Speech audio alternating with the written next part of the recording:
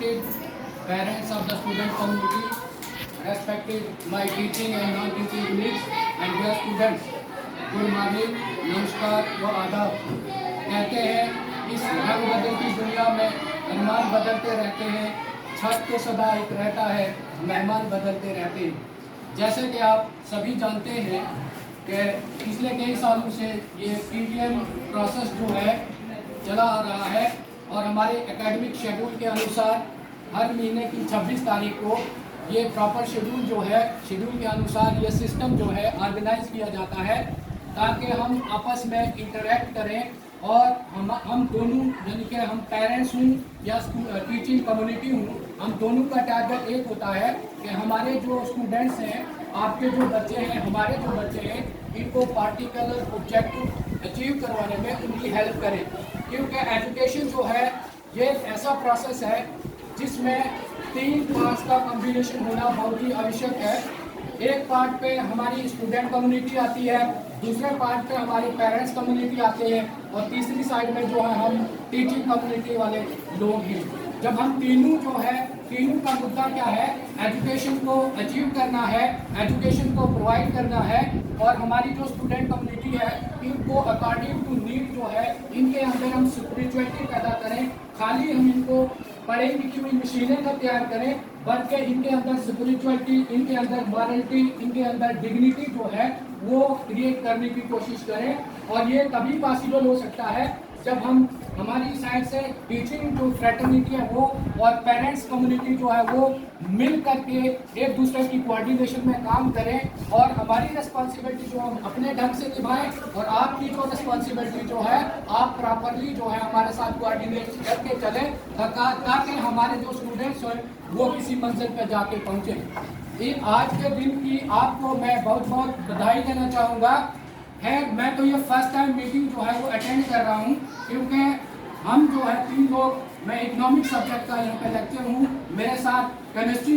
Subject की madam भी है और तीसरे सर जो हैं पॉलिटिकल साइंस के जो है नए आए हुए हैं, इसीलिए फर्स्ट टाइम ये मैं मीटिंग अटेंड कर रहा हूँ। तो मैं आपको बताना चाहूँगा कि हमारा ऑब्जेक्टिव जो है स्टूडेंट कम्युनिटी को अपलिफ्ट करने का तभी जो है फुलफिल हो सकता है अगर हम प्रॉपरली जो है एक दूसरे की कोऑर्डिनेशन में रहें। माना कि मॉडर्न पीरियड जो है कंपटीशन का पीरियड है, लेकिन कंपटीशन के साथ कोऑर्डिनेशन का होना बहुत ज़रूरी है। ठीक है, कोऑर्डिनेशन होके हम एक दूसरे के लिंक में रहेंगे, हम अपनी तरफ से पूरा जो है डिलीवर कर रहे हैं, लेकिन 6 घंटा बच्चा जो है हमारे पास रह रहा है, बाकी वाले जो है 18 घंटे बच्चे जो है आपके पास है। तो इसलिए हम दोनों की ये रिस्पॉन्सिबिलिटी बन जाती है कि विद इन द वॉल्स जो है स्कूल की पेरिफेरी में हम तक हमारी कैपेबिलिटी के मुताबिक हम इनकी नीड्स को फुलफिल करें, लेकिन उसके बाद दीवारों के परे जो है आपकी अथॉरिटी आ जाती है, तो उसका प्रयोग करके इनको हम एक ऐसा रास्ता बताने की कोशिश करें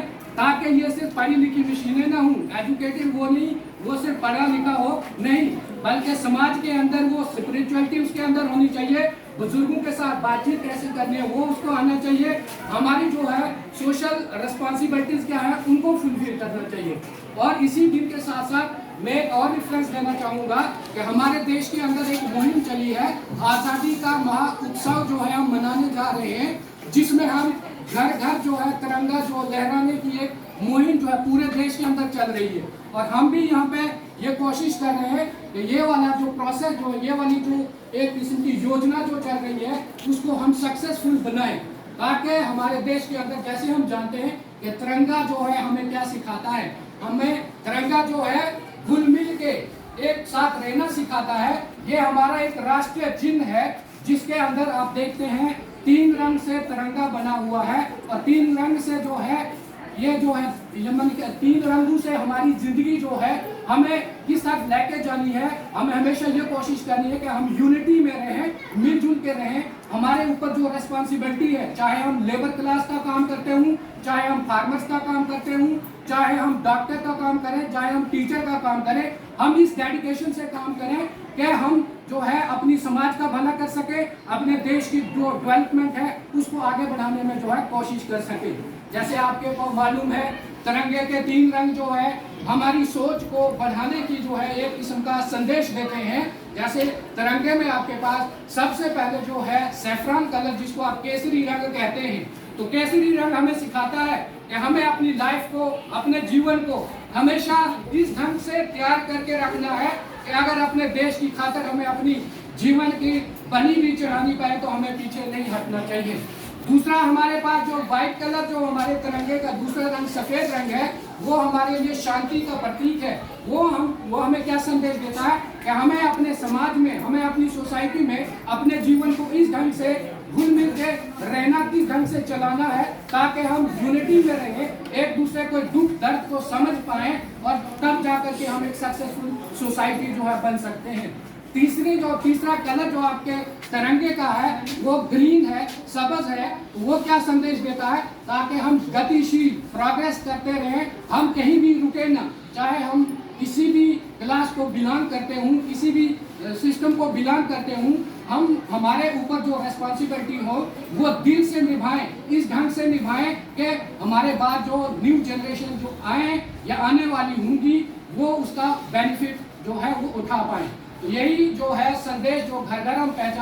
पहुंचाना चाहते हैं कि ये जो हमारे स्टूडेंट हैं इनके अंदर, या हमारा समाज जो है इनके अंदर हम जो है देश के प्रति, जिसको आप बोलते हैं पैट्रियटिज्म, देश के अंदर जो हुब वतनी का जज्बा जो है वो पैदा कर पाए। क्योंकि अगर हमें सभी फैसिलिटीज मिल रही है, फर्ज करो हमें एजुकेशन फैसिलिटीज प्रोवाइड की जा रही है, हमें जो है हेल्थ फैसिलिटीज प्रोवाइड की जा रही है, हमारे लिए ट्रांसपोर्टेशन, कम्युनिकेशन पूरा सिस्टम जो है ये क्रिएट किया जा रहा है, हमारे लिए डेवलपमेंट के प्रोसेस को बूस्ट अप किया जा रहा है, लेकिन हमारी भी तो कुछ रिस्पॉन्सिबिलिटीज बनती है। इसलिए इन रिस्पॉन्सिबिलिटीज को फुलफिल करने के लिए हमेशा हमें तैयार रहना चाहिए। कभी भी अपने अंदर जो है सुपरिटी या इंफिनिटी कॉम्प्लेक्स को डेवलप करने की कोशिश जो है वो हमें नेस्त व नाबूद जो है करनी होगी, ताकि हम जो है अपनी खाली अपने परिवार के बारे में नहीं सोचना है, परिवार के अलावा हमारा समाज है, समाज के बाद हमारा देश है, तो हमारी हर सिस्टम की कुछ पार्टिकुलर रिस्पॉन्सिबिलिटीज होंगी। अगर हम एक अच्छे शहरी होंगे,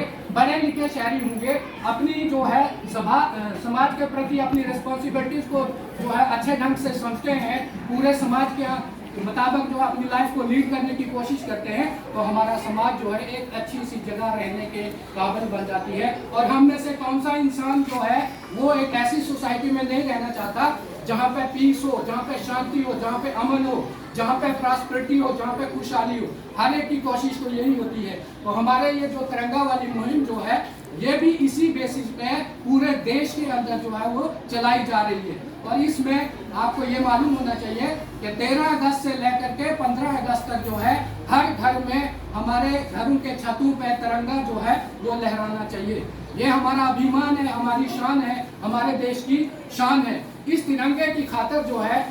हम अपनी सीमाओं पे देखते हैं, हमारे बेल्ट फोर्स के जो जवान होते हैं वो अपने जान तक निछावर कर देते हैं। वो हमारी सुरक्षा में ये नहीं देखते कि वो अपने बलिदान दे रहे हैं, वो सिर्फ ये देखते हैं कि हम अपने वतन की खातिर, अपनी मातृभूमि की खातिर जो है अपनी बलि चढ़ा रहे हैं। ठीक है, तो इस तरह से अगर हम बाउंड्रीज पे नहीं है, अपनी सोसाइटी में आराम से रह रहे हैं, तो हमारी भी तो कुछ रिस्पॉन्सिबिलिटीज बनती है। खाली अपना घर का काम नहीं चलाना,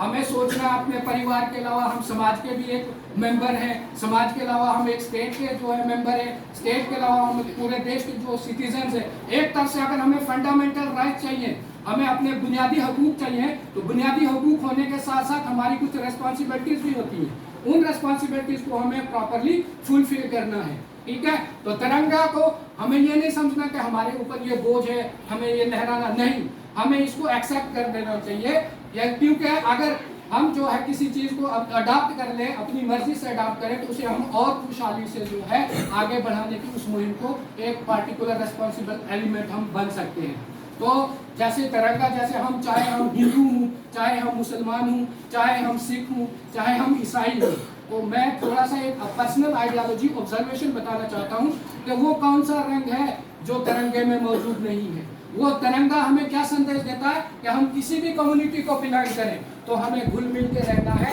एक इंसान बन के रहना है। जैसे फर्ज कीजिए हम जो है हम अपने रंग जो है केसरी रंग को पवित्र मान के चलते हैं, तो केसरी रंग तिरंगे में, अगर मैं मुस्लिम हूँ तो मुस्लिम का जो है एक किस्म का पाइस कलर कौन सा माना जाता है, ग्रीन माना जाता है, तो क्या वो तिरंगे में नहीं है? अगर मैं क्रिस्ट हूँ, अगर मैं जो है एक क्रिश्चियन हूँ, तो दो मिनट के लिए वो किस कलर को पवित्र मानते हैं? व्हाइट कलर को मानते हैं, क्या वो तिरंगे में नहीं है? इस तरह से अगर फर्ज करो मैं सिख कम्युनिटी को बिलोंग करता हूँ, तो क्या तिरंगा में नेवी ब्लू कलर नहीं है जो उनकी पगड़ी की शान है? तो नेचुरल बात है, तिरंगा हमें संदेश देता है कि हमें अपनी जात पात में नहीं डूबना है, हमें अपने सेल्फिश माटी में नहीं डूबना है, बल्कि हमें जो है एकजुट होकर के समाज में जो है रेस्पॉन्सिबल सिटीजन जो है बन के चलना है। तिरंगे की शान है, लहराएगा तो शान से सब एक साथ जो है हम सब की कंट्रीब्यूशन होनी चाहिए, ठीक है। जैसे फर्ज करिए तिरंगा लहरा है तो हम सब की फीलिंग उसके अंदर होनी चाहिए, हमारे अंदर ये भावना होनी चाहिए कि हम जो है तिरंगा ही हमारी शान है। खाली जो है हमारे अंदर सोच होती है कि फर्ज करो जो एक बच्चा है पहले वो छोटा पढ़ता है, उसके माइंड में एक विचार होता है कि मैं बड़ा होकर देश के लिए अपना बलिदान दूंगा, तो बलिदान इसका नाम नहीं कि आप बॉर्डर पे जाके अपनी सेक्रीफाइस कर दो, इसी का नाम बलिदान नहीं है, बल्कि आप सिविल सोसाइटी में रह रहे हैं, तो सिविल सोसाइटी में भी हम समाज के प्रति हमारे ऊपर जो रिस्पॉन्सिबिलिटी, चाहे एक लेबर होने के नाते, चाहे एक फार्मर होने के नाते, चाहे एक टीचर होने के नाते, एक डॉक्टर होने के नाते, जो जो भी हमारे ऊपर जिस भी समय हमारे ऊपर रिस्पॉन्सिबिलिटीज होती है वो फुलफिल करें, तो समझ लें कि हम भी एक किस्म का जो है अपनी लाइफ को देश के प्रति जो है निछावर कर रहे हैं। इसी तरह से मैं आप सबसे रिक्वेस्ट करना चाहूँगा कि 13 अगस्त से लेकर के 15 अगस्त तक हमारे घर की शान जो है वो तिरंगा हमारे छत पे लहराना चाहिए। और हमें साथ साथ इस बात का भी ध्यान रखना है कि जब तिरंगा जो हम छत पे लहराए तो ठीक उसका जो है वो ठीक सिस्टम से होना चाहिए। फर्ज करो कभी ऐसी आंधी ऐसी हवा आ जाती है कि तिरंगा जो है उसमें थोड़ा डिटीरिएशन हो जाती है, उस सिचुएशन में तिरंगे को हमें जो है उसकी जो है प्रेम पूर्वक से उसका यानी कि सही ढंग से उसका यूज करना ताकि वो सही ढंग से लहराता रहे। तो इन्हीं शब्द